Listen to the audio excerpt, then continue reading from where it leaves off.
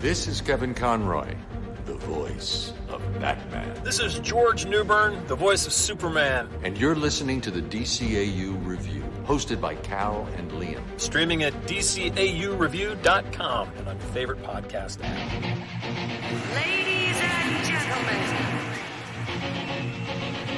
welcome to Meta-Brawl. The clash of titans. Get ready for the historic matchup. Place your bets and take your seats. Hey everybody, welcome to episode 309 of the DCAU Review. I am one of your hosts, Cal, and with me, my good friend, good brother, the man that runs our social media accounts, and our other host, it's Liam. Liam, we are smack dab in the middle of a month celebrating the 86th birthday, or anniversary of his first appearance, if you will, of the Man of Steel himself, the Man of Tomorrow, Superman, Big Blue. It's a month of celebrating him, and we are fresh off of our first Superman re-review last week. We took a look back at one of our very first Superman reviews with a little piece of home, and we are launching a new sort of process and how we do some interesting podcast coverage here with a new format this week that we are excited to kick off and talk about, and I'm certainly excited to talk about with you. It also happens to involve two of Superman's most notable and recognizable, at least from the DCAU run, rogues. That's right, Cal. So this is sort of a take on our character spotlight episodes that we've been doing for a long time. So we thought, or actually really you thought, of this idea of take that concept. We will pit them against each other. We'll discuss all of their appearances on screen and some of their notable comic tie-in appearances, if they have any. And also at the end, we're going to definitively decide who is the stronger character, at least within the realm of the DCAU. We're not really getting into their mainstream comic book appearances. So we have aptly titled this new take on the format. We are calling this Meta-Brawl. That's right.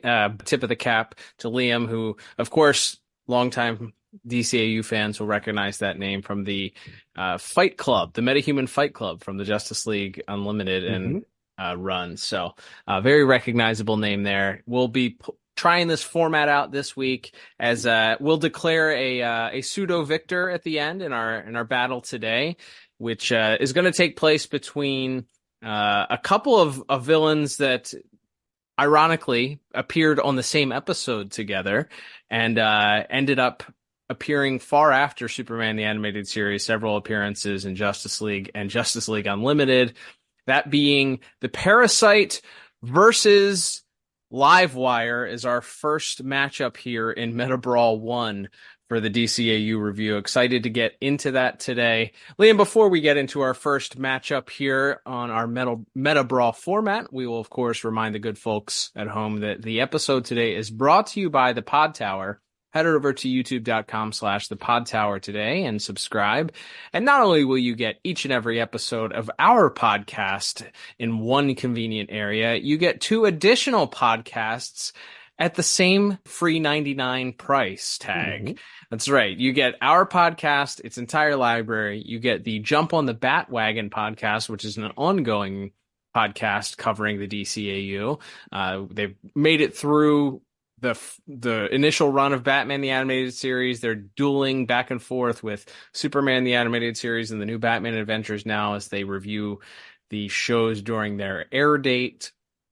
And then not only do you get that podcast, but you get the entire Tim Talk podcast all in one convenient streaming area on youtube.com/thepodtower. Head over today and subscribe. So kicking things off here, Liam, we will, as you mentioned, go through our initial appearances. So why don't we say, as they say I guess they still say it, it's 2024, ladies first. So I'll throw things over to you as we kind of run down at least Livewire's initial appearances here in the DCAU and just kind of give a once over at what type of impact she made both early on and later on in our DCAU runs. Absolutely. So this is, of course, as you mentioned, the character Livewire, created by the writers of her first episode, Evan Dorkin and Sarah Dyer, credited with that. Obviously, the character was designed by Bruce Timm and was created for the show, as mentioned. That's another one of those characters, as we've talked about with people like. While you couldn't really compare her as far as overall pop culture impact to somebody like Harley Quinn.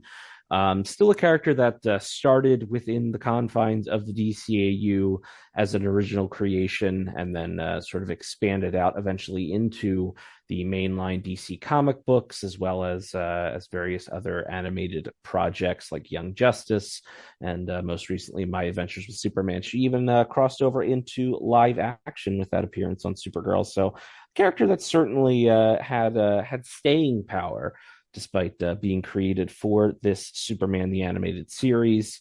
And she kicked it off in the aptly titled episode Livewire.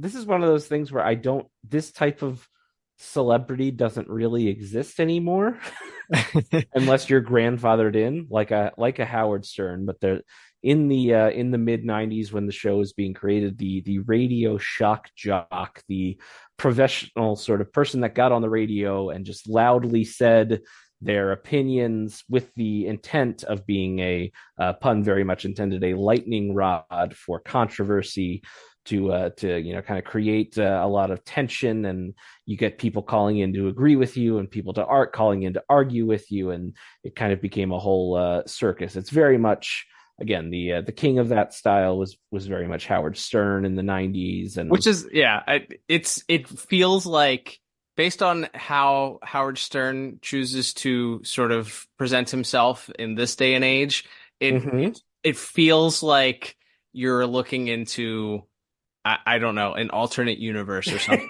like that. If you were to try and investigate 80s and 90s and early 2000s Howard Stern versus what Howard Stern is thought of as nowadays, or the perception of Howard Stern. This is before he was on the X Factor or America's Got Talent or whatever it was and became like America's goofy uncle that just likes to, pal around with Joe Biden and whoever else he wants to talk to that. He's definitely he's a lot more brand safe of a personality than he was back then, for sure. But yes, so with that sort of being the basis of the character, there's a shock jock on the airwaves named Leslie Willis in Metropolis. In this first episode, she's very popular, and one of the things that's gained her some popularity is to take aim at Superman pretty repeatedly and question whether or not he's actually helping anything, and talking about how he's a glory hound and he's not actually that much of a hero, even going toe-to-toe with Lois Lane and Clark Kent in the studio.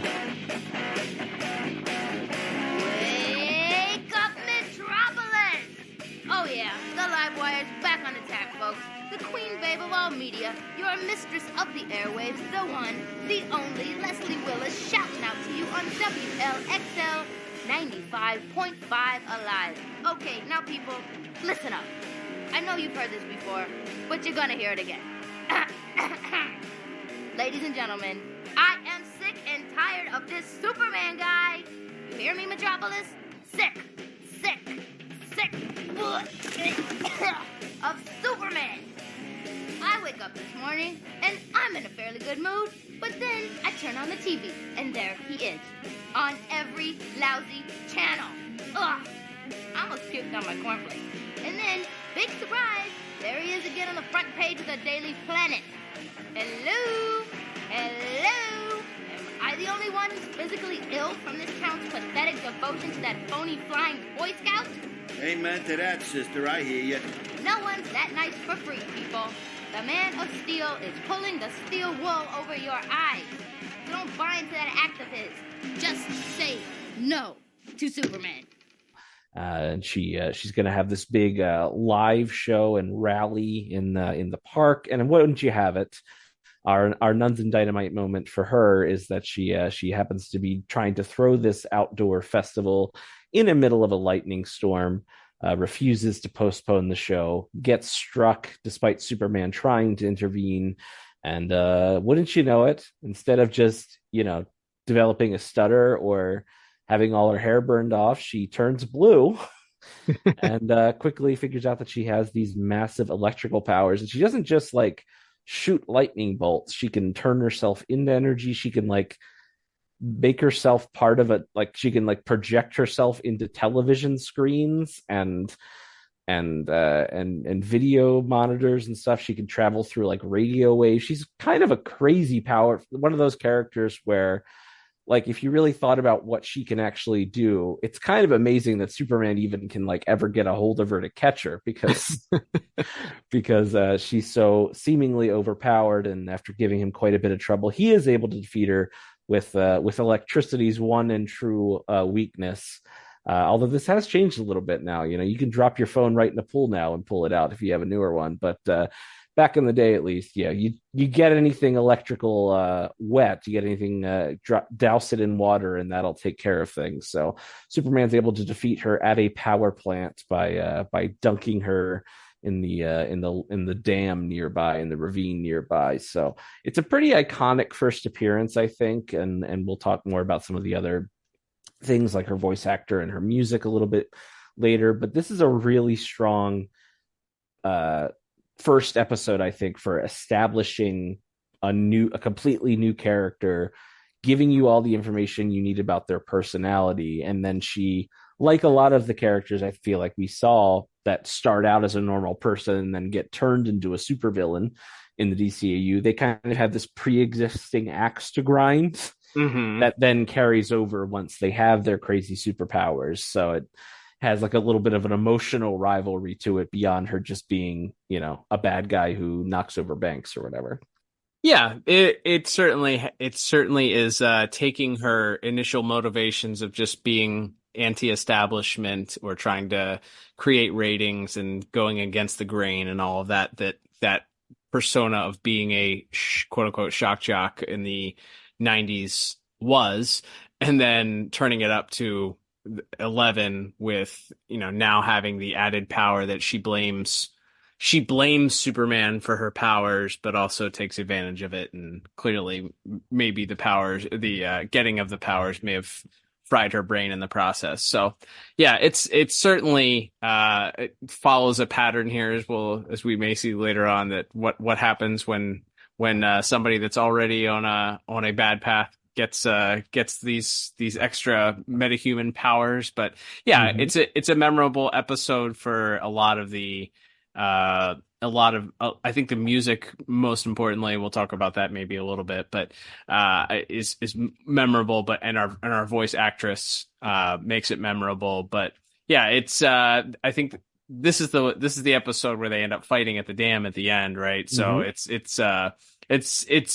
that fight sequence and Superman sort of outwitting her, having to use his brains to try and defeat her is certainly a not something we had seen quite yet in the series. So yeah, it's a fun episode, and it's certainly a very memorable introduction to a character that would go on to come on back, of course. Absolutely. And her next appearance was in an episode which we will kind of share talking about between our two Meta-Brawl contestants today, because it was in fact the episode Double Dose later on down the line in Superman the Animated Series, where she teams up with the aptly named Parasite, who is our opponent in today's Meta-Brawl. And yes, it's an interesting episode. Livewire breaks out first, and then sort of looking for an edge against Superman as she continues on her crime spree, decides to free the Parasite, who is locked up in Rikers Island, and sort of plays to his ego, tells him that he's too much of a player, too strong to be happy sitting in this prison cell watching TV. Bow wow, Rudy. Huh? Is this the bone they threw you? A big TV? How'd you like to have some real laughs? Poor little Parasite. I've been where you are. Locked away in a cell. All alone. No one to see. No one to touch. And all because of Superman. Superman. But we could take care of him, you and I. And then, when we're done, maybe I'll give you a little taste. Of my power, I mean. Yeah. Sure, whatever you say. So she convinces them to come out, and they do actually do a quite a bit of damage to Metropolis, and seemingly have Superman on the ropes. But thankfully, Superman busts out what we call the super condom, I think. The full body super condom. Wraps himself up in plastic, which, of course, both not only insulates him from the parasite's abilities to sap his powers, but also stops of course, plastic, not really a conductor for electricity. So he's able to seemingly have the advantage for the moment. But, of course, as is always the case, whenever Superman gets a special suit to help him stop one of the bad guys, it immediately breaks, and he has to figure out a way to fight off both Livewire and Parasite. And, of course, what always happens when two supervillains team up is that one gets a little too greedy, and after Parasite takes her powers, he and Superman have their final showdown, which we can talk about in a minute here. But yeah, it's a fun little episode, just pairing up two of our episodes. It doesn't have like doesn't feel as iconic to me, but it's a fun episode, and it's fun to see our two supervillains team up. Like it's not a super exciting episode from a plot standpoint, at least, but it's fun seeing them team up and bicker, and then ultimately have their comeuppance be that there's, the old classic no honor among thieves moral. That's right. Yeah, it is interesting because as much as I'm sitting here thinking, and I think we may have brought this up when we actually reviewed the episode itself, but there aren't that many villain team up episodes outside of maybe there's a memorable one, obviously, with the Joker and Lex Luthor teaming up, but you don't really. Bizarro. True. Yes. That's Bizarro is sort of tricked into it, though. True. But your point stands. But to this point, you didn't have many team ups happening between villains, and because you have, the stakes are raised. Superman obviously being impervious to a lot, but not completely. He's not the classic, oh, this tickles type of response to various different physical assaults upon him. So it does feel like this is a bit of a threat by having these two super powerful villains that nearly defeated Superman in their first appearances, then team up to attempt to take him down. But of course, as you mentioned, the fact that they're undone by their own inability to team up and share the credit, or to share the glory, or in this case Parasite's inability to share powers.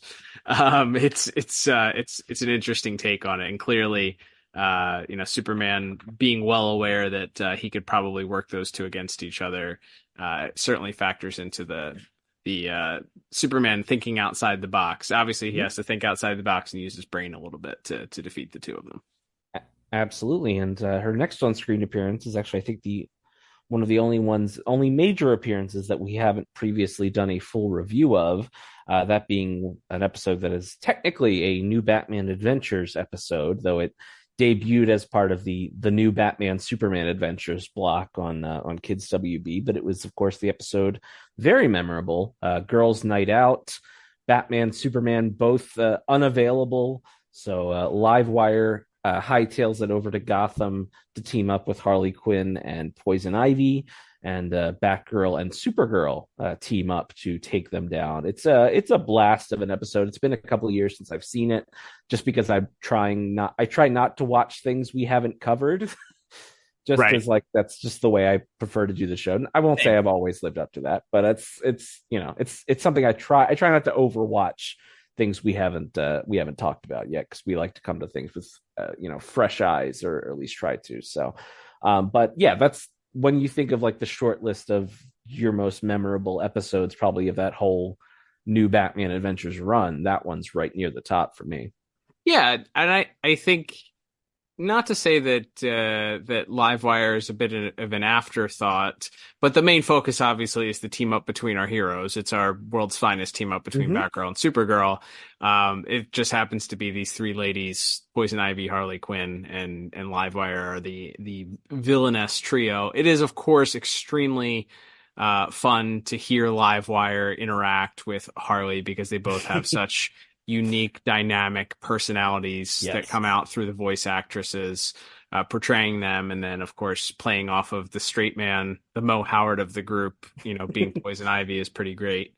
So yeah, it is a fun episode. I think it's probably one that we saw a lot. I feel like that was in heavy rotation towards the end of the of the run there on Kids WB, but certainly one that I'm looking forward to covering once we cross over into that new Batman Adventures coverage. So yeah, it's a fun episode. Again, who's going to complain about having three villains team up against two of your favorite heroines? So yeah, absolutely, it's a fun. Very fun. Like I said, I think the comedy really is the Livewire Harley interactions for sure, but.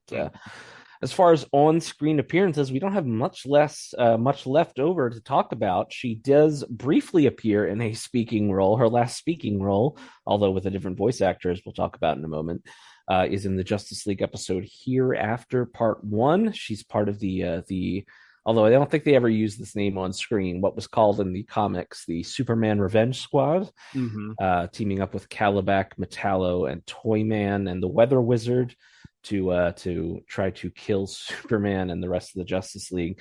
She doesn't really get to do much in that one, but it's fun that she's there, and they get a bunch of those Superman the Animated Series rogues that we hadn't really seen since Superman, and get them back for some brief appearances as our big setup for what the episode ends up being about, which is the apparent death of Superman, followed by it turning out that he got transported to the future to fight bugs. It's better than it sounds, I swear. It is a very fun episode. She, unfortunately, it's little more than a cameo. Technically, she does get the speaking part. And I think the unfortunate recast of the voice makes the impact, as it does with all of the villains that appear on that episode, who were all recast voices. It makes it feel a little bit disconnected or a little less impactful. It's understandable that is not the main focus of the episode. Those five characters are not the main focus of the episode. So going out and getting these, heavy hitters to come in and record 4 lines, I understand probably wasn't worth it for them to do. It was easier to recast, or maybe they weren't all available at that time. But either way, it's sort of going out with a little bit of a whimper, I'd say. Not much to write home about, and certainly not as memorable as her 2 appearances on Superman. Agreed. And if you thought that wasn't memorable, her last 2 on-screen appearances are in decidedly non-speaking cameos in the final season of Justice League Unlimited, both in the episode Dead Reckoning and in the episode The Great Brain Robbery. Both really fun, great episodes that we'll have a blast talking about down the line. But unfortunately, they chose not to have Livewire play in any way a role beyond just being one of those supervillains standing around in the background of the Legion of Doom fortress. So yeah, that's it for Livewire's on-screen appearances. One of those characters where it feels like, again, maybe that's just what episodes got reran and which ones didn't. But it feels like a character that you look at that and go, she had like 3 full appearances and then a couple little cameos in the Justice League shows. You're like, wow, she feels like she was so much more, like such a bigger part of that show to me. Yeah. Than her total number of appearances would, she had technically, I mean, she only had 2 appearances in Superman the Animated Series proper. So right. It's kind of wild how memorable of a character. And again, that's credit to her character design. Yep. And we can talk about here as you mentioned, the voice actor for her, Laurie Petty, maybe most famous or most recognizable in live action for the film Tank Girl, which was a very wacky 90s, sort of B movie that she was the star of. Did some other voice acting work as well. But yeah, that's that character, her voice doing that character, both the shock jock Leslie Willis and then the constantly, quipping and laughing at her own jokes. Like, she's so annoying, but like that's kind of the point. Like, she's just constantly giving one-liners and then like giggling to herself about the one-liner she just dropped on Superman, and then zipping away. Like, she almost feels like she's like a supervillain Looney Tunes character or something with that voice, and I mean that as a total compliment to Miss Petty's performance. Yeah, she is the personification of that character for sure. I mean, from the get-go, she's, as we talked about, like, she's portraying a very specific type of character when she's introduced as this shock jock. Like, their whole personification was to rile people up, to be controversial, to say things that maybe people thought but weren't willing to say, to be counterculture. The whole point of why those types of radio DJs existed were to get people to tune in, because you either couldn't believe how outrageous they were and what crazy things they were going to say, or how far they could push the envelope while on the air without getting kicked off the radio. Like, it is a very fascinating point in time in America, to think about as far as pop culture and the hold that some of these shock jock DJs had. So bringing in her voice, like, it was another perfect voice casting from Andrea Romano. I mean, she fit that character very well. She's irritating to a point. She's getting people, like, even the staunchest Superman fan would tune in so that you could call in to her radio show and tell her what a moron she is. Like, and that's what they did. Like, that's what it was. So it's grating on the ears in a certain way. She's annoying. She's irritating. It's almost like I would say Woody Woodpecker. Like, if Woody Woodpecker was like was personified as a character, like, just irritatingly there. And as you said, like, when she gets the upper hand in those episodes against Superman, and she's darting in and out and taunting him and kind of reveling in the fact that he can't figure out how he's going to get his hands around a literal piece of electricity at times, you want to see her get her comeuppance. So a lot of that comes through in that perfect, it's such a unique voice. It's such a unique portrayal of a character. And I saw somewhere that Andrea Romano had kind of zeroed in on her voice for a character because she appreciated the performance that she, just the uniqueness in her voice. So then when they created this character, she obviously tried out for it, got the job because it was, and I don't think you could have gotten a better person for it. It's fantastic. Absolutely. Like I said, yeah, just knocked it out of the park. And is, like you said, just perfectly fits that provocateur personality, and that doesn't go away just because she gets superpowers. If anything, it gets worse. So great job by Miss Petty. As mentioned, she did Maria Canales Pereira, of course, the voice of Hawkgirl, did briefly fill in for her in her one or two lines in the Hereafter episode of Justice League. Like you mentioned, Cal, it's not the same. And like I said, it's only a cameo, so maybe that's why they didn't bring Miss Willis back. But yeah, would have been cool to see her brought back later on in the Justice League run somewhere, but that was not to be. Now, of course, as folks who have listened to our character spotlight episodes will know, we usually talk about things like tie-in comics and toys, and we will get to those for Livewire. But first, I'm going to throw it over to you, Cal, and we're going to go over the Parasite's on-screen appearances in Superman and beyond. That's right. It's kind of like a tale of the tape here. We're running things down here in this Meta-Brawl. We're going through. We already got Livewire's whole backstory. Now you're going to watch the backstory. You're going to listen to the backstory of Parasite. So Parasite's a character that came along in 1966 originally in Action Comics number 340. However, that was not Rudy Jones. That was Raymond Jensen. So technically not the first appearance of our Parasite. Our first Parasite, or our Parasite, Rudy Jones, came along several years later, 21 years later to be exact, in 1987. That's when he appeared in Firestorm number 58, volume 2 of Firestorm to be specific. And he is credited with being created by John Ostrander and Joe Brzezowski.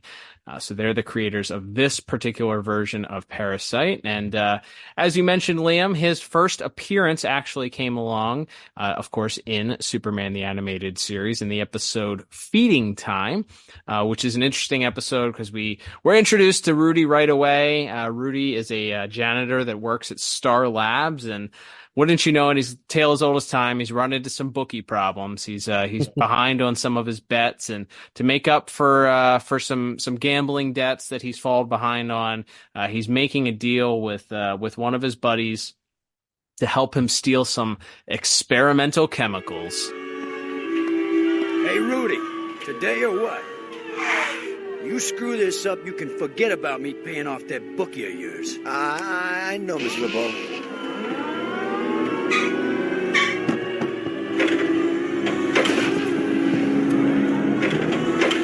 Jeez, I thought you knew how to work that thing. Sorry.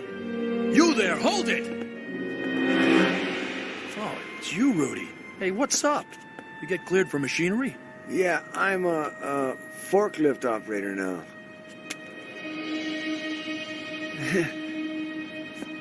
And who's your friend, huh? Doing some early Christmas shopping, mister? He, That's all right, Rudy. Maybe I can clear all this up.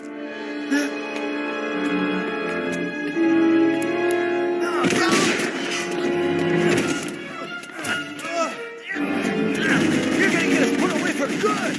Speak for yourself. I'm not getting caught.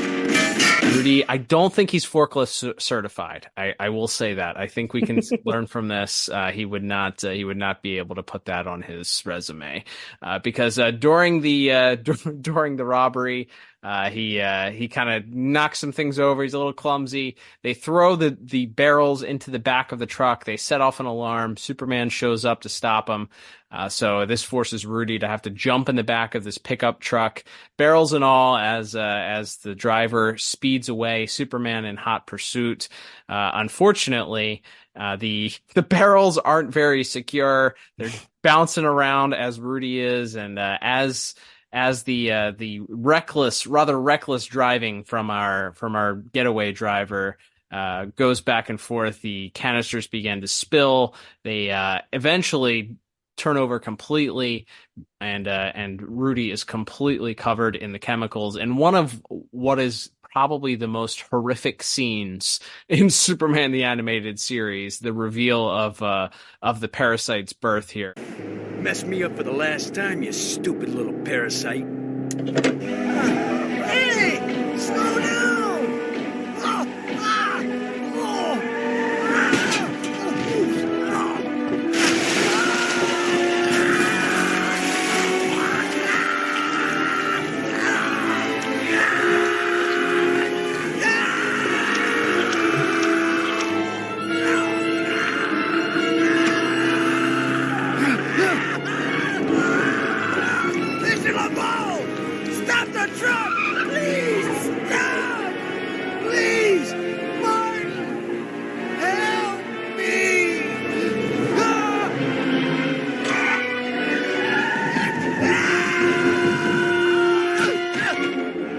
Adios, freak.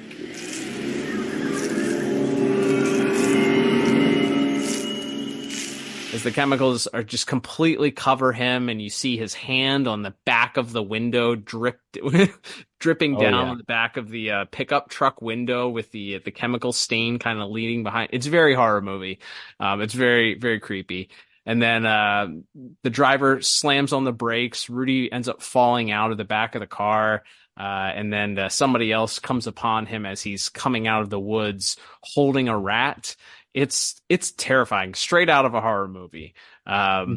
But that's how he gets his powers. So these experimental chemicals lead him to be this guy who drains the life out of several different people. He drains the rat's powers. I think in that same scene, he ends up draining a couple of police officers also who stop him on the side of the road at that point. That's right. That's where we get the reveal that not only does he gain any abilities that the thing he's absorbing gets, but he also gets their memories and can even speak in their voice, as we get the memorable Edna. Who's Edna? 4-2, please respond. Where'd you go? Gina, you okay?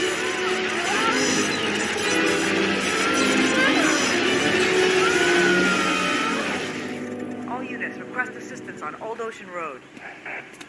This is 4-2. Negative on the assistance. I'm fine, Edna. 10-4. You gave me a scare there. All units disregard call for assistance.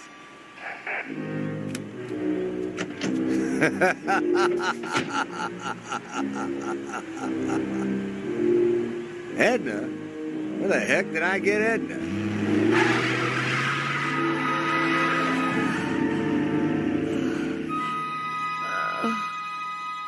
So because of these newfound powers and because of his sort of bullied position of where he was, he's now decided to go rub out the guy that he owed the debt to for the gambling debt, who is at Hobbs Bay. He heads there to try and kill him. Superman arrives, and we get our first interaction between the two of them where Parasite robs Superman of his powers.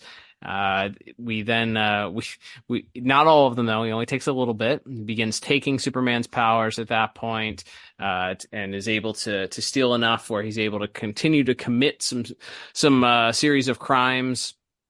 So, he decides, knowing obviously part of the thing, as you said, that of absorbing these powers, Parasite not only gets the ability to steal their whatever their abilities are, but also their thoughts, their memories. So through this, he's realized that Clark's Superman's identity is Clark. Secret identity is Clark. So he shows up at Clark's apartment, sneaks in. And again, a very horror movie-esque thing. Shows up, steals Clark's powers, and takes him captive. Has him hiding deep in the basement of the Daily Planet. The rest of the episode, Jimmy Olsen ends up being the one to save Superman, which is pretty fun. Thankfully, and of course, Superman is able to get away long enough to trick Parasite into following him to Star Labs, where he hides in one of his anti-kryptonite suit, deducing that if Parasite has stolen his powers, he might also have absorbed the weaknesses of Superman as well. So, pulling out some kryptonite, he's able to that's hidden in Star Labs. He accidentally, I guess, steals the radiation off of I don't know. He touches the rock and it ends up essentially frying him for the rest of the episode. Right. So it appears that we think that Parasite's done for a while, only to find out at the end of that episode, as a cockroach wanders into his cell, that he's still not. His mind is still there. He's not completely mindless, but playing possum to seek his revenge on Superman on another day. So that's a fun episode. I mean, it's interesting. As I said, there's a lot of visual things that they do in that episode.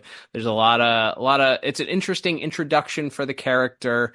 Certainly more adult themed things with gambling debts, and he's going to kill the bookie that has his debt and all this stuff. But, Superman, you had to find a way to make Superman vulnerable, and this is a pretty effective way if he's going to be powerless for the entire, or for a good portion of the episode.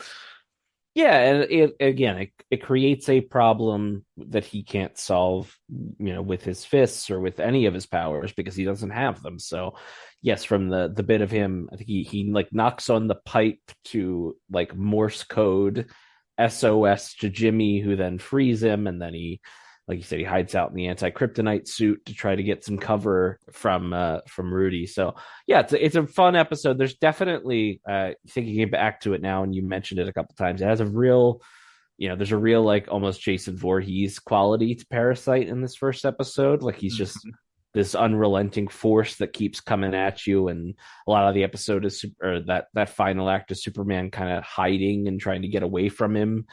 just because as soon he knows if he touches them again, it's over. So it creates a very unique dynamic that we never really saw with any of the other Superman Rogues galleries, at least not to this extent. Yeah, agreed. And as we said, that sort of preamble to a post-credit scene there where we reveal that the Parasite will return at some point. It wasn't too long before we would get his second appearance in the episode Two's a Crowd, which is another interesting one, sort of bending and expanding the powers of Parasite a little bit, as we kick things off with Superman attempting to prevent a bomb from going off in Metropolis. A scientist has set up a bomb and is holding the city for ransom. Unfortunately, he's knocked unconscious before Superman is able to get the location of the bomb.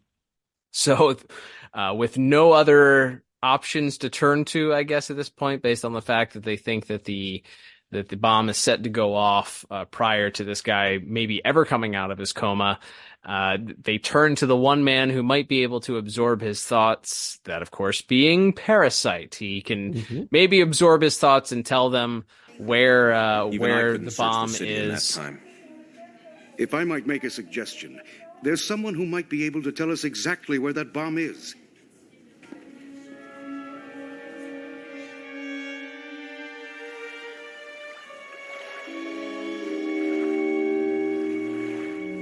I think I understand how you feel, Superman. If it had happened to me, I'd be leery too. That's not it. What you want to do could be more dangerous than a dozen bombs. We'll take every possible precaution.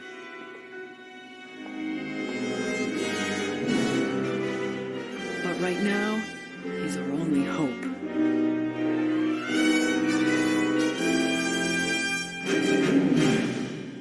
He agrees. He agrees to help them out, but does so only if they provide him with a big screen television with premium cable. Also,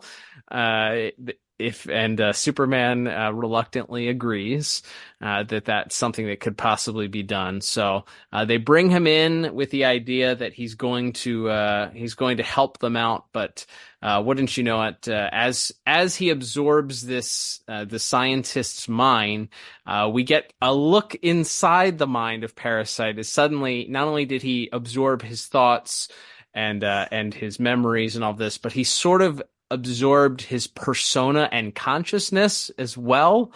If I remember correctly, there's like a lightning that strikes the hospital building when he's absorbing his power or something. Guns and dynamite. It's always something. And so instead of just absorbing his memories, his full consciousness transfers into the Parasite. And as we quickly find out, this former Star Labs employee, Earl Garver, he's a bit more of a type A personality. He kind of puts himself in the driver's seat and kind of makes Rudy a captive in his own mind and his own body.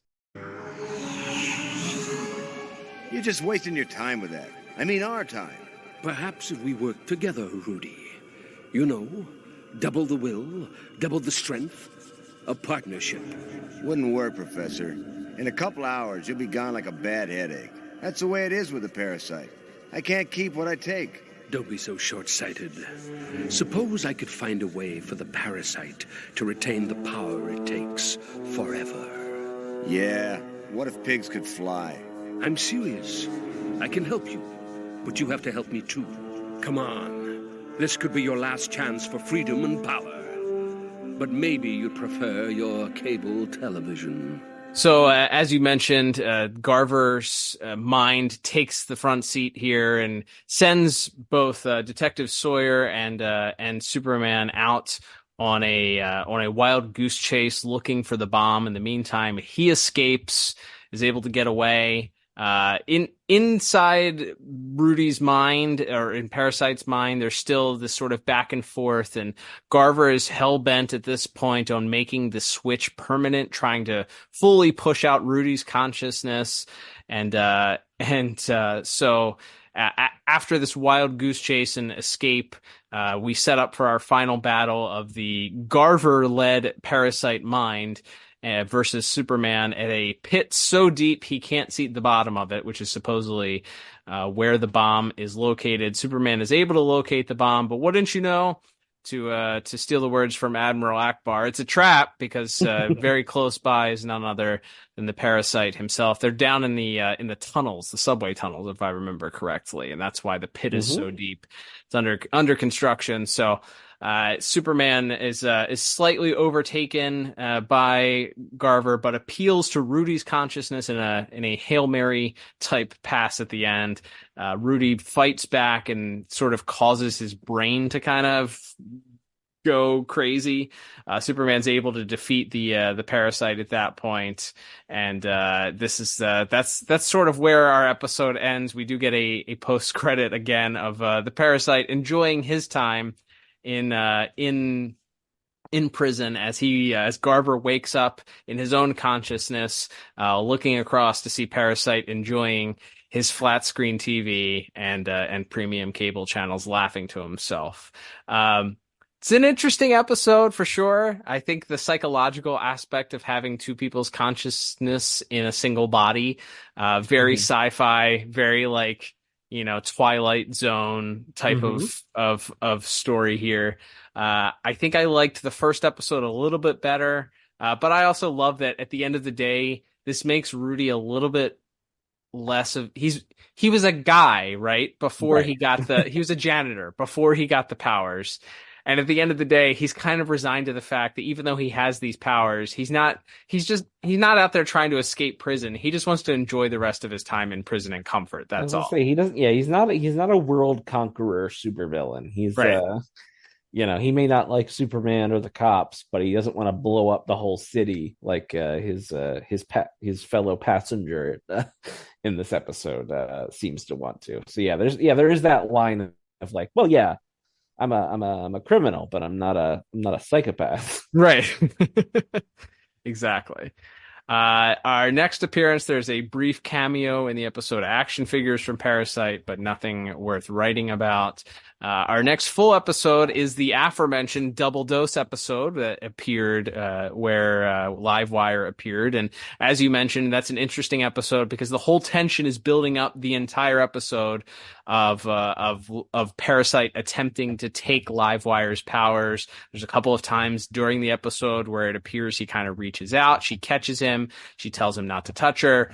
There's several portions where, he kind of gets his butt handed to him in that, but then at the very end, he's just too greedy. He wants her powers. He doesn't want to share the glory. He doesn't want to share, or he turns on her before she can turn on him, type of mindset. And ultimately it's their undoing as once again, Parasite absorbs somebody's powers that has a well-known little failsafe here at the end as Superman ultimately outdoes him by exposing him to some water, which causes him to be short-circuited and fries his brain. So that leaves both Parasite and Livewire vulnerable at that point to be taken back in by the SCU. So that's again, we just touched on that. It's a fun episode. I think that the result for them, Parasite, it really kind of goes against what we just said, where Parasite was like a guy, and now he's like, well, yeah, but he's also greedy, which I guess could kind of feed back into he was a gambler. So he was willing to risk it for the biscuit, and in this case, he was trying to try and become he sees the opportunity at least to be this overpowering villain that maybe with both powers combined, since they were able to take down Superman combined, if he just has her powers, he'll be able to take both of them down by himself, and he won't have to share glory or riches or any of that stuff. So it does kind of feed into the fact that he's not really an intelligent guy, though. So it's, despite he could use going out and stealing, I don't know, Professor Hamilton's brain or something like that if he had really thought about it. Absolutely, yeah. He could have used a little bit more foresight in this episode, but yes, as had previously been established with the first appearance, when you take the powers, you also take the weaknesses, and so he's shorted out by the sprinkler system. That's a fun episode again for Superman having to outthink him once again without being able to just completely keep his distance. And also, again, playing into Parasite being an idiot, that he doesn't just grab him and throw him into the wall or whatever. He kind of slowly stalks him into the janitor's closet. So it's a fun little episode.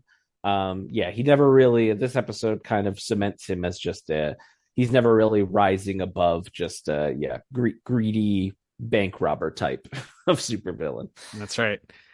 And that would be the end of his appearances on Superman the Animated Series. Of course, we would get an appearance in Justice League in a very memorable 2-part episode called Secret Society, which we've also reviewed already. That's a fun one because we get an introduction of Gorilla Grodd's first supergroup, his preamble to the group that we're kind of looking at now, the Legion of Doom.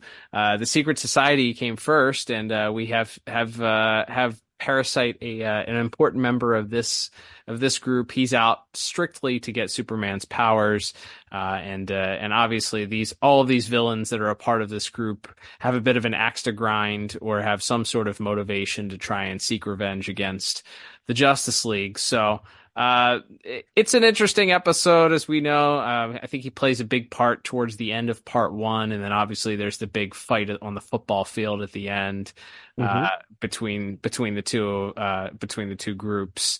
It doesn't have quite the starring role that you would maybe expect, but he's sharing the screen with 5 other villains, so it's a lot. Can only divvy up that screen time so much during that episode, and it's much more of a initially it's Shade, but more of a Grodd led team. So, and then of course the Clayface edition at the end also. So and that 2-part is really ends up being more about how the Justice League need to be a better team, and part of the issue being that they're all kind of just see each other as work colleagues, and they don't know each other, they don't train together, they don't do anything. So it becomes more of an episode about their own sort of interpersonal issues that are exploited by Grodd and Parasite and the rest of their super teams. But it's really more of like that's the emotional stakes are more the Justice League disbands at the end of the first part of that episode. So it's more about them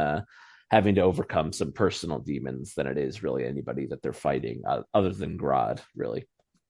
Yeah, absolutely. So it's not certainly not a showcase for very many of the villains, and that, as you said, it's much more about the Justice League than it is about the villains. But as far as speaking parts, that would be the last that we would see for Dear Parasite. He does get cameos in several Justice League Unlimited episodes, including Clash. He's also in the episode I Am Legion.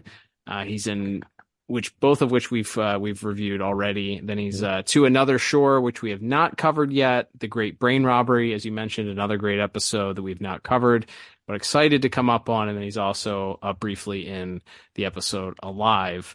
So he gets flash frozen, and it's implied he gets jettisoned into space. So our dear Rudy Jones, we barely knew thee.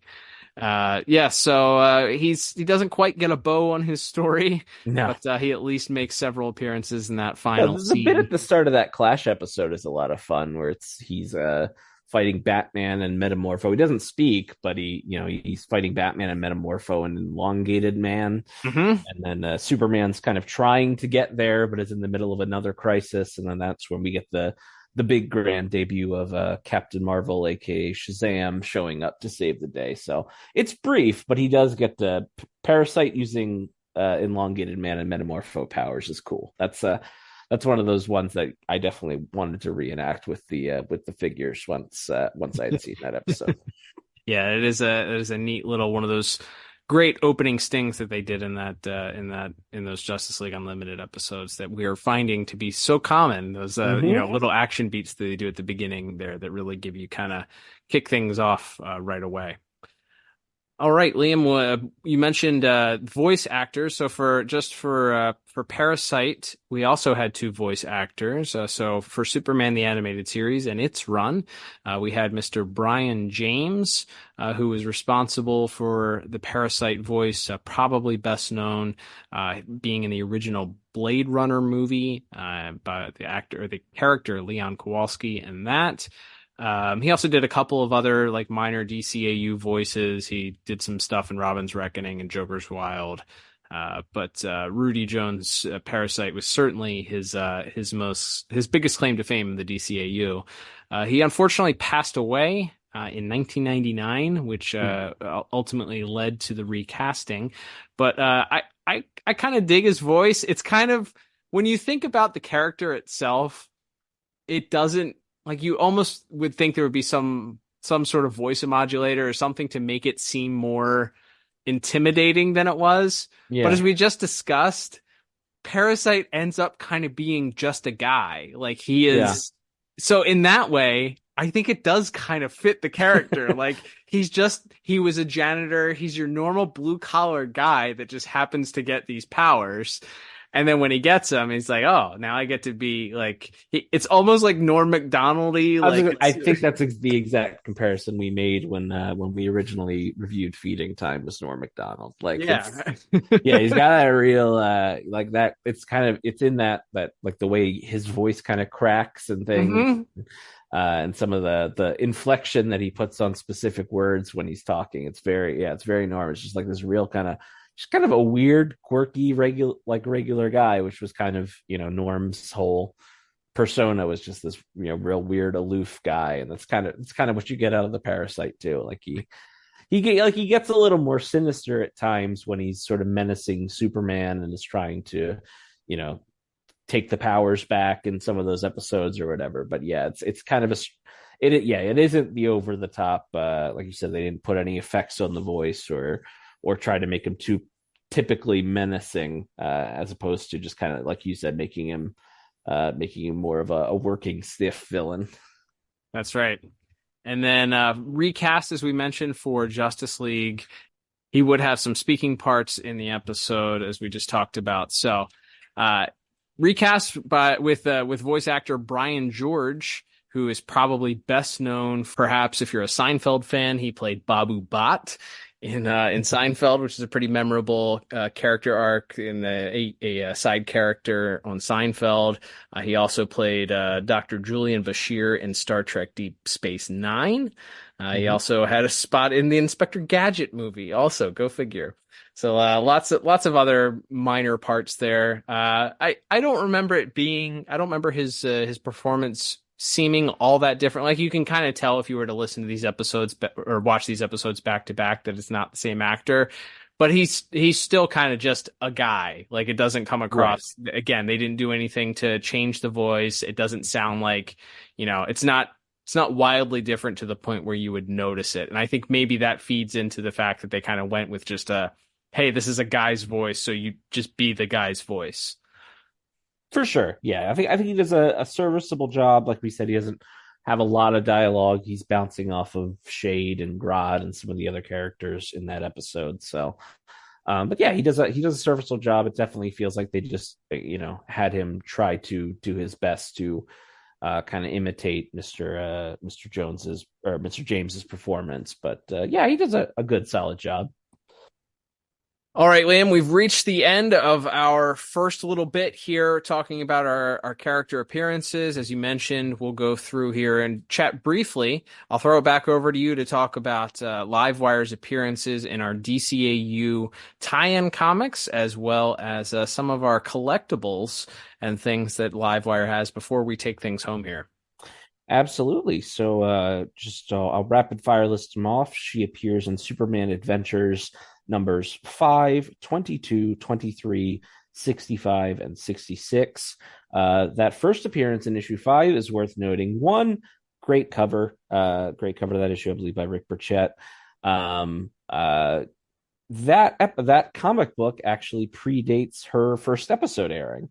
Because even though I think that episode is very early on in production order, for whatever reason, it didn't air until much later. I'm not sure if that's an episode they had to retake certain parts, if there were production issues with it.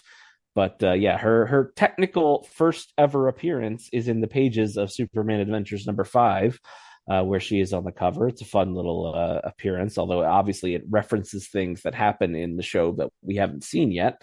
But yeah, I would say one thing about her comic book appearances, both in the 22 and 23, and then in 65 and 66 being the last 2 issues of the series, they kind of, I think, did a good job of fleshing out the character a little bit more. They gave her like these little redemptive arcs. At one point in 22 and 23, Superman is sent to the Phantom Zone by Brainiac. And she's sort of tasked with helping free him by Lois Lane and Professor Hamilton. And then later on in those final 2 issues, she helps team up with Superman to destroy this big mega death cannon thing that Darkseid has working on Apocalypse, and seemingly even at the cost of her own powers. So they fleshed out. We've talked about that a lot in some of our regular character spotlight episodes. Those tie-in comics over the years were sometimes great as far as expanding or revising certain characters and giving them a little bit more depth than maybe they had in the main shows. And this they kind of gave her like her little redemptive arc in Superman Adventures that we didn't necessarily get to see on screen. Even if she never fully graduated to good guy, she made some strides in that direction. So I think those are some fun appearances. And then I love that note that her tie-in comic debut predates her actual episode. Pretty funny, pretty interesting. Yeah. So she obviously didn't make quite the impact, or has not to date made quite the impact that the Harley Quinn character made, but really cool to see that another DCAU character, a femme fatale, has crossed over into more mainstream DC Comics continuity. Not only that, but also in live action and other instances. So pretty cool to see that that all started with a little DCAU tie-in comic. Technically, nice little trivia fact there. I love that. Absolutely. And then you mentioned action figures. She only has a couple, but one being sort of later on down the road, as we mentioned that I think we have mentioned in the past, the Justice League Unlimited toy line truly lived up to that name. And one of the ways they got through to get so many cool characters through the line is, one, a lot of reused molds.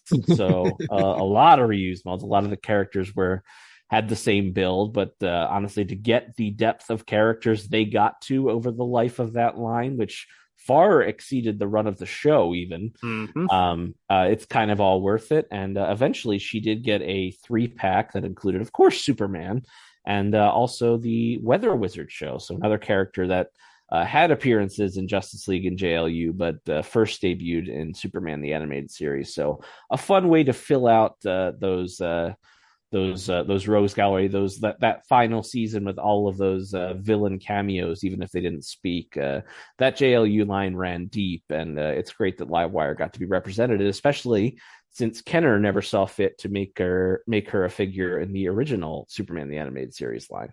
That's right. Yeah, she fits well with that JLU line again.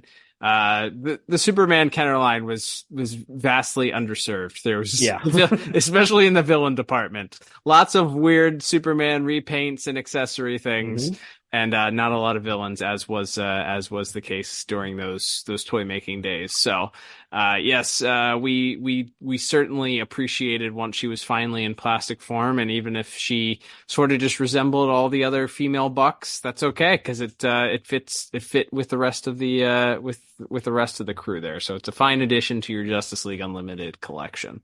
Absolutely. And then her only other figure was in the DC Collectibles / DC Direct Batman the Animated Series / New Batman Adventures line from the episode that we already talked about, Girls Night Out. They actually did a special 5-pack, which included not only re-releases of Batgirl, Harley Quinn, and Poison Ivy, but also 2 figures that really, as far as Superman characters that got made in that DC Direct line, as we talked about way back when we did our bonus DC Direct retrospective bonus episodes a few years back, These we got a Supergirl, and most importantly for this episode, we got a Livewire figure out of it. So one of the only Superman the Animated Series villains to get made, or really characters at all, to get made in that sort of 6 to 7 inch DC collectibles line, which is still sort of existing today as it's being sort of repainted and re-released through McFarlane, though we haven't seen any of the Superman figures put back out yet. Yeah, imagine that being one of 4. There's only 4 Superman figures in the entire line. So it's Superman, Lois, Supergirl, and Livewire. So that says a lot about the character, I guess. Yeah. Like, obviously that episode, as we talked about, it was a good reason for them to re-release 3 figures that they had already made.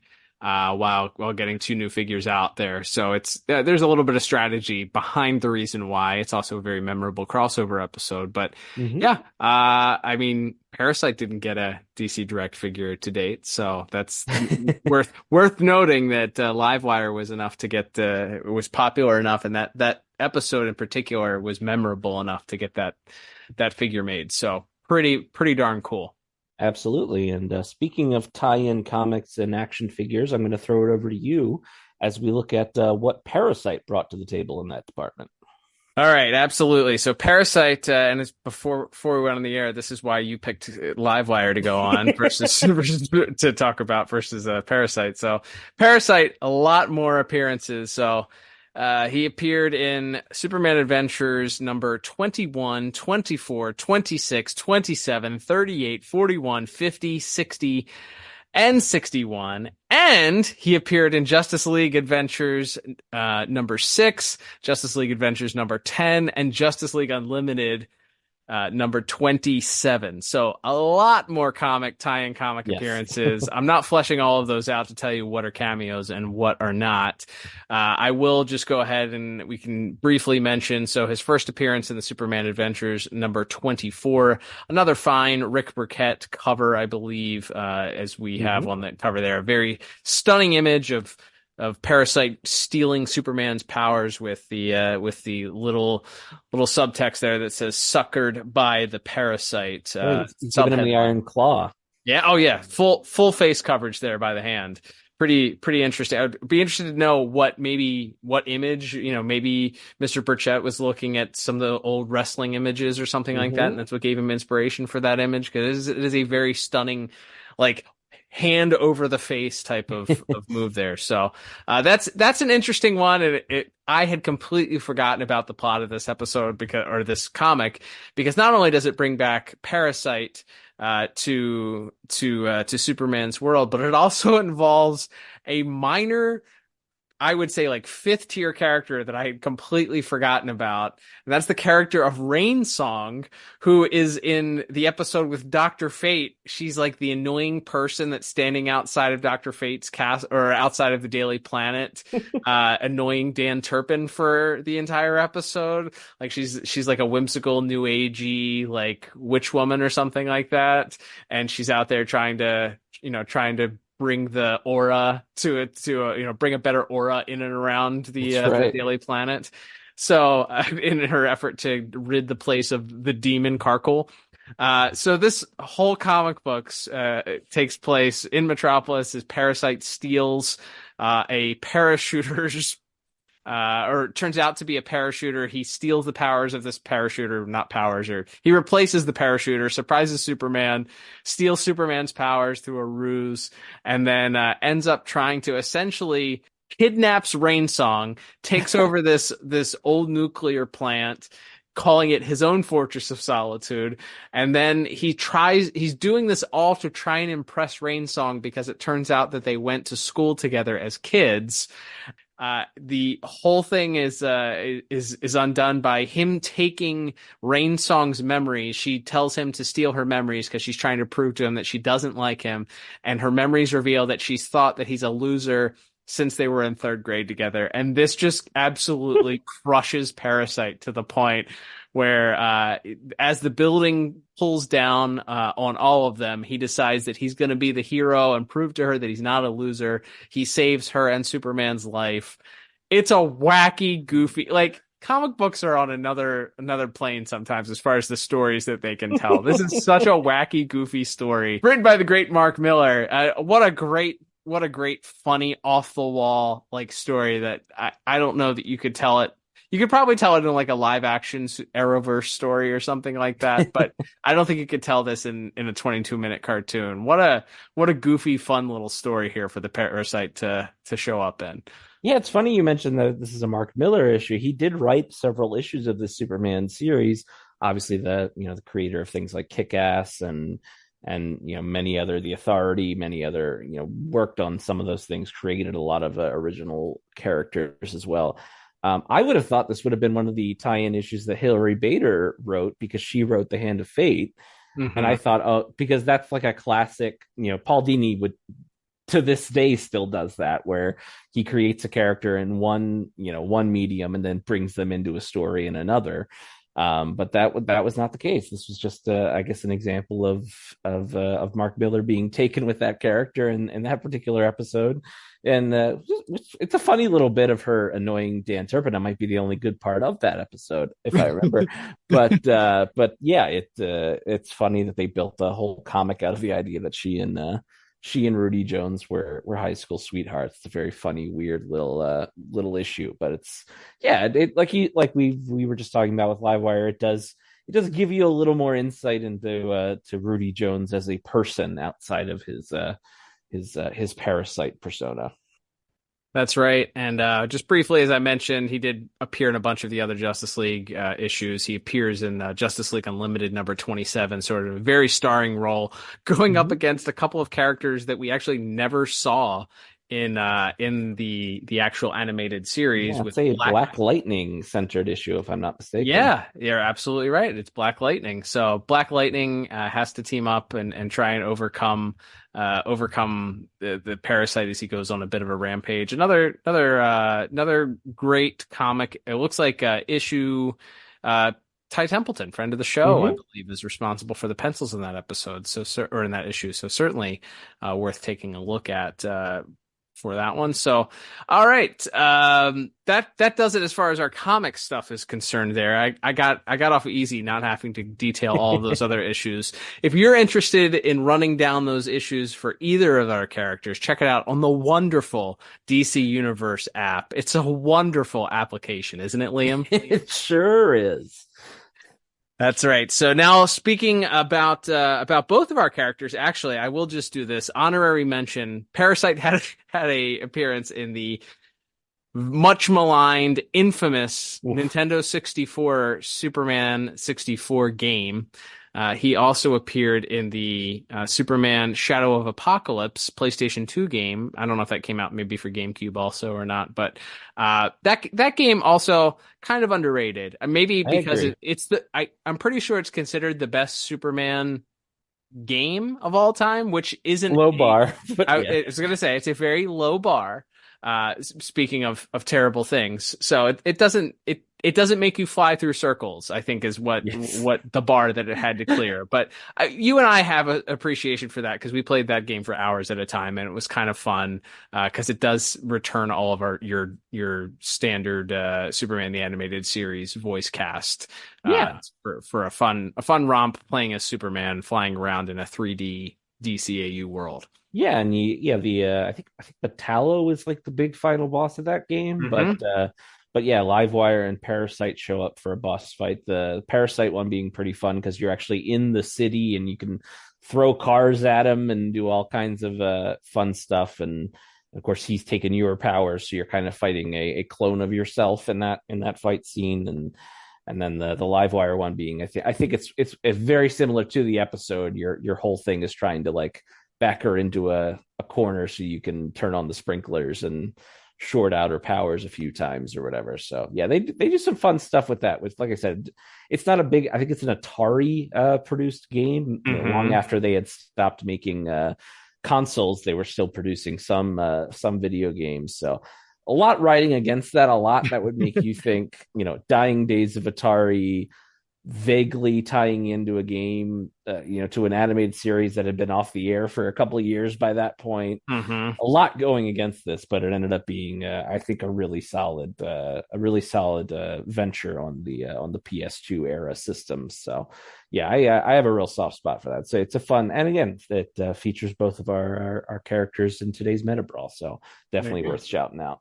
I believe there's also a plug for the Pod Tower. I'm pretty sure there's a stream someplace on there of Ted playing it, so you can check that out on the Pod Tower on YouTube while you're over there subscribing. I believe also never played the game personally, but Livewire also appears in the Game Boy Advance companion game to that, which was Road to Apocalypse or Countdown to Apocalypse or something. I think Countdown to Apocalypse. Yep, Countdown to Apocalypse. Yep. So as far as toys go for our Parasite, though, he's a little bit more limited. He had he's unlimited when it comes to the series that he was released in. He too got figures in the Justice League Unlimited run, and unfortunately, both of those, it's the same figure just released twice. One initially released in a 3-pack, which was how a lot of times they would get those unique and new characters out. You get two new characters if you were lucky, one a lot of the times, but ended up getting two of the same, standard heroes that seem to populate those, a Superman, a Batman. His original 3-pack, though, was him, Stargirl, and Aquaman wearing a cape. So he was having his regal evening wear, Aquaman, with his royal cape, and then he did get a single release later on in the Mattel fan collection, which is kind of what they dubbed that run after the show had been canceled and no longer ran on Cartoon Network. They were still putting figures out as part of this fan collection with a single release. It came with an accessory that was, I don't know. I was supposed to be him, maybe in the Justice League Unlimited episode where his hand, he absorbed elongated man's hand or something like that. I don't know. It's kind of shaped like a knife or something. So I think that's a leftover piece from the Metamorpho singles release. It's like a weird. Oh, maybe that's what it is, which would make sense because he did absorb, he stole Metamorpho's powers in that scene, right? So maybe that's what it's supposed to be. But he also did get a shout out to HeroClix. He did get a DCAU HeroClick as part of their 2020 release they did a whole bunch of DCAU stuff. He was a part of the Justice League Unlimited release there. So as far as collectibles would go, unfortunately, Rudy's fallen behind a little bit there and doesn't have quite as an impressive a resume as Livewire does. Liam, now that we've laid everything out here, we're going to ring the bell. We're going to wrap things up here with a series of questions, and this is how we're going to determine our winner of the Meta-Brawl. So we're going to break this down here. The winner is going to be the one who gets the most victories of these 3 questions that we're about to ask. Best 2 out of 3.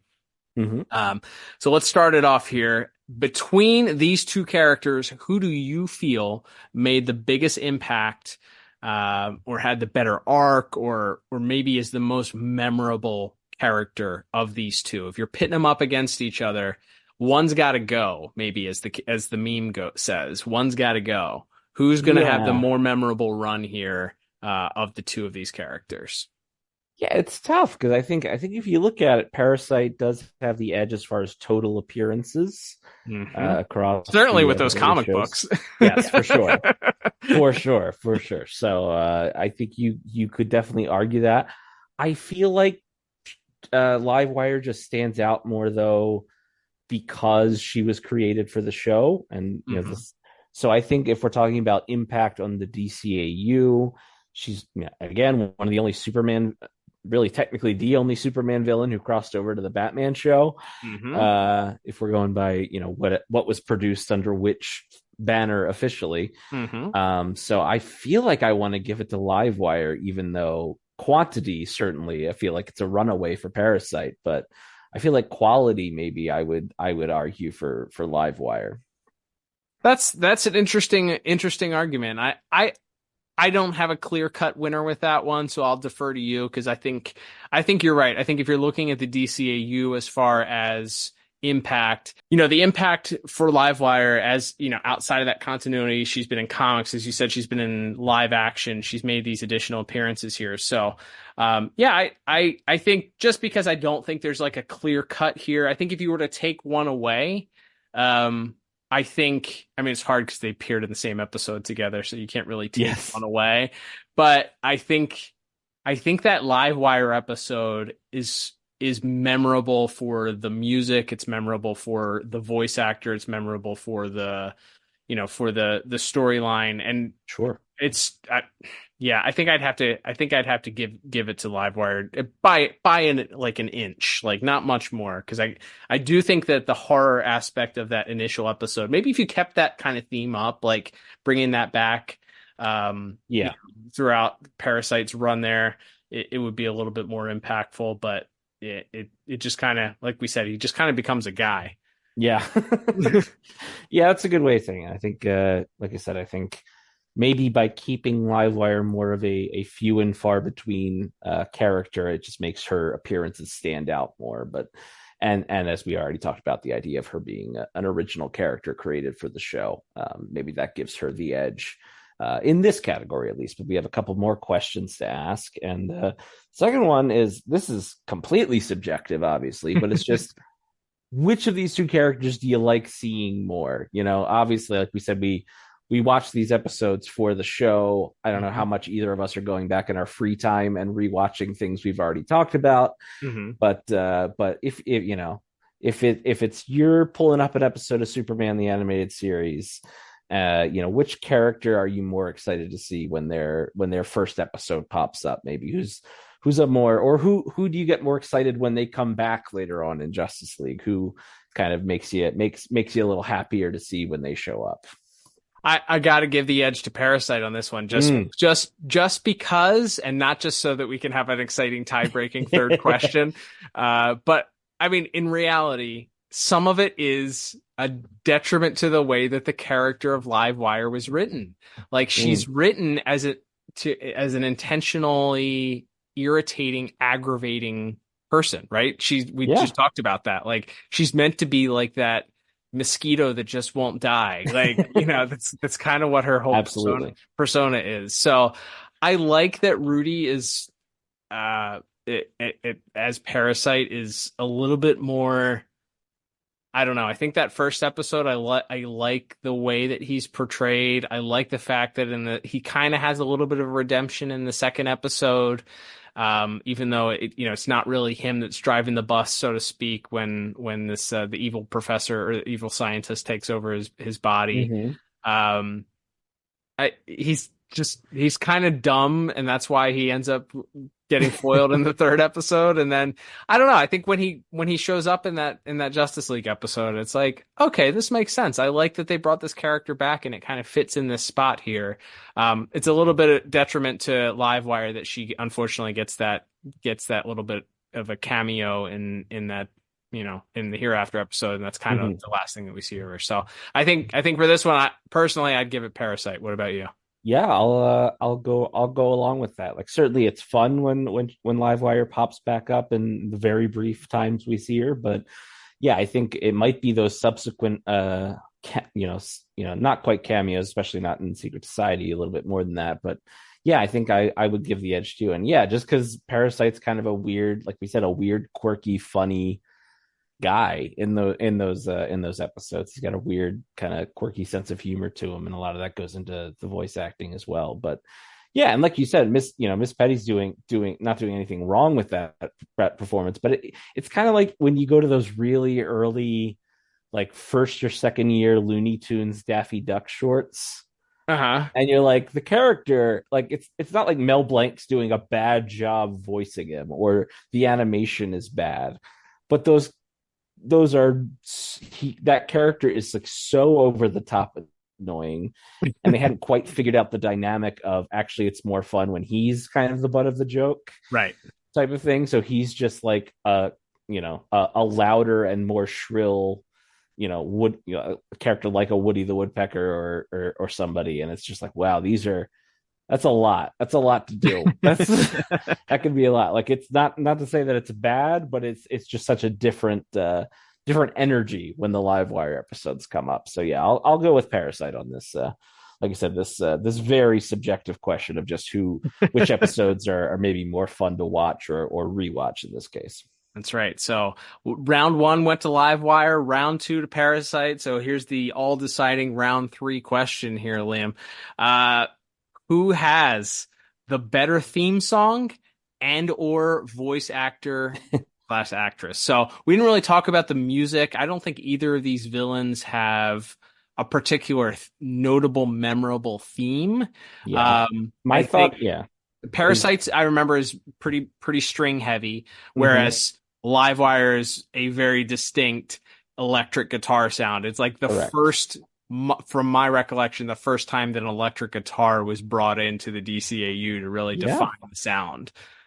Yeah, by air date, I don't know if this or The Main Man Part 1 aired first, but in production order, you're absolutely right. And yes, that is what stands out to me about the Livewire theme. There is definitely like this very shrill sort of horror movie feel to that Parasite, at least in the first episode, like when we get sort of the jump scare of him showing up in Clark's apartment and all that. But yeah, what really sticks out to me is that wailing electric guitar that really, again, it's from the moment you hear it in like the background of the radio station before she's Livewire, and then it just sort of follows her as she's discovering her powers when she's first getting out of the hospital and starts like shorting out the big like Times Square style screens and everything.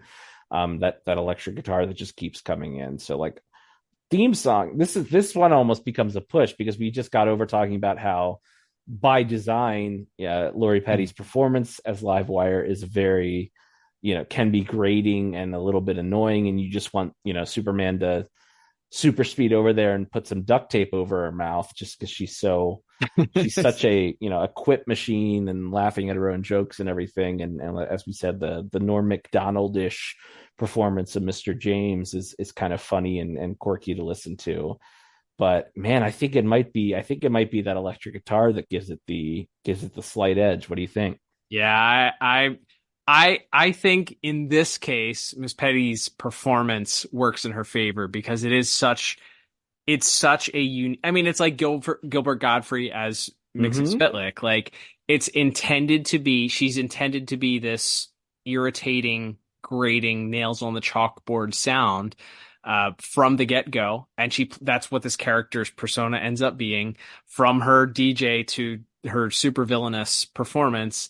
It is just like we talked about it, like the recast that they did, albeit for a brief appearance. The character's just not the same. Like it is not the same when Maria Kanellis does the voice. It doesn't sound like the same character.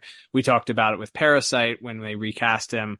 It was acceptable. It wasn't completely noticeable that it was a completely different voice. You probably wouldn't even notice it, if you're not watching the episodes back to back. And you didn't know that Mr. James had passed. So I would say based on that, we have a winner with saying and on top of it, the electric guitar from that first episode with Livewire is it just drives that full episode from the time that the transformation, her even her time in the studio as a DJ, her transformation during the thunderstorm, her appearance in the faux Times Square area on the boards as she interacts with Superman, and then ultimately her undoing at the dam at the end it's what drives it. I give the edge to Livewire in this. It's not like a 10-7 score here if we're going boxing, but it's probably like a 10-8 or something like that. Yeah, it's a technical knockout. She didn't knock him out cold, but he isn't getting back up. The That's breath right. won't let him. So yeah, so therefore, Cal, that leaves us with just head to our ring announcer ? For the official word on the winner of the first inaugural DCAU review Meta-Brawl. And the winner is, by a score of 2-1, Livewire. There we go. We get some applause there from the fans. We like to hear it. Yeah. So Honestly, it's a bit of a shock. I'd say it's a bit of an upset coming into it here. Looking at the sheer, if you're looking solely at appearances, you probably would have gone with Parasite with the heavy favorite here. But I think as we look at the things that we're really considering here that really kind of make their mark on their characters, Livewire ends up getting the victory at the end of the day, and who knows, if we get to the point where we have to put these characters up against other characters later on, maybe she'll fare just as well against another metahuman. But a victory over Parasite is no small thing. So congratulations to our winner this week's Meta-Brawl, Livewire. Yeah, maybe that's like the special bonus question on any future Meta-Brawls is, does the winner of that Meta-Brawl also she also outclass the current reigning defending champion of Livewire? So maybe that's now will be the final question at the end of every subsequent Meta-Brawl is, can Livewire defend her crown or belt or whatever metaphor we're mixing here, or does the next character who wins the Meta-Brawl upstage her as well? So that's something to look forward to if and when we bring back this concept in the future. That's right, Liam, and that'll be a good time to wrap things up here. Thank you, everybody, for tuning in to our very first edition of the Meta-Brawl. We'd love your thoughts on this new format. We're still working some of the kinks out. If you'd like to hear us talk about various other portions of what the character did or didn't do, feel free to tweet at us at DCAU Review on Twitter/X. You can send us a message on Instagram at DCAU Review. Follow us on there and check us out and let us know what your thoughts were on this new format. We'd love the feedback to hear whether or not you'd like to hear it. Let us know who you want to see in the next Meta-Brawl. If we're going to have on our next one, what two characters you'd like to see. Probably going to keep it within the same series here, so characters that would likely appear. Actually, not necessarily DCAU characters, though. Just make sure it's a DCAU character. Yeah, and as we noted at the top, we're kind of looking for characters who don't quite have enough meat on the bone for a proper character spotlight on their own, especially when it comes to things like toys and comic book appearances. These two were kind of borderline, but we wanted to have some big headliners for the first one, so. I think they fit the bill here. So yeah, that's kind of what we're looking for. But yeah, if you have get as weird as you want with the suggestions, the messages on Twitter or X as it's now known to a certain type of person, and also Instagram, messages on Instagram as well, and let us know what you think and what matchups you'd like to see in the future. Absolutely. Don't forget, we'd love your support for the podcast. You can do so by subscribing to us on your favorite podcast app.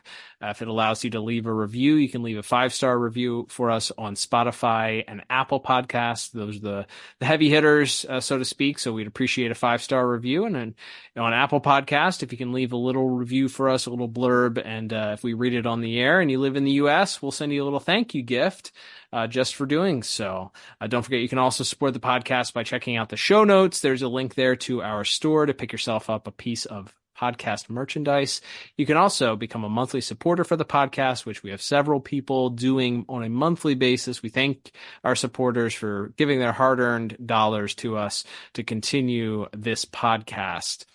Liam, we will be back again next week with another Superman the Animated Series re-review, and we will not be alone as we are bringing back a very special guest to the podcast returning to us. They just returned back to their own podcast. Their own podcast is coming back to the airwaves here shortly, and we decided what better time than to bring them back on the podcast to discuss one of the episodes that we covered very early on in our run here for the DCAU review with another Superman the Animated Series re-review next week. That is right, Cal. We are going to be talking once again with Nathan from Superman the Animated Podcast. As you mentioned, he just kicked off his sort of reboot of his show this season on his show. He's going to be talking about the new My Adventures with Superman animated series. Excited to hear his first couple episodes, and maybe we'll make an appearance on that feed later on down the line as well. But yes, he'll be back with us next week. And as you mentioned, another episode that we talked about, we did cover it. We gave scores and everything, but Not only did we cover it very early on in the show before we kind of had the format nailed down, we also covered it with another episode. It's another one of those ones that we probably spent about a total of 12 minutes speaking about in its entirety, and it's such a meaty episode that it just makes you want to grab your past self and shake them by the lapels. But yes, next week we will be talking about the episode Stolen Memories with Nathan from Superman the Animated Pod. Of course, the first proper appearance of Brainiac after his initial cameos in Last Son of Krypton. So his first big appearance coming to Earth, seemingly as a benign figure looking to share information with the planet Earth and LexCorp. But perhaps there's more that meets the eye there. So we're excited to look back on that one and give it really the first proper look it's ever gotten on our show next week with Nathan. Absolutely, Liam. That episode originally reviewed on episode 17 of the podcast, where we had a double feature that lasted a total of 37 minutes. Woo! That means I don't even know what we could have possibly talked about. So looking forward to re-reviewing that one, looking at one under a bit more of a critical eye, and getting deep into the weeds with super fan Nathan from Superman the Animated Podcast. But until then, I'm Cal. And I'm Liam. And we will talk to you on the next episode of the DCAU Review. Until next time, Meta-Brawl fans.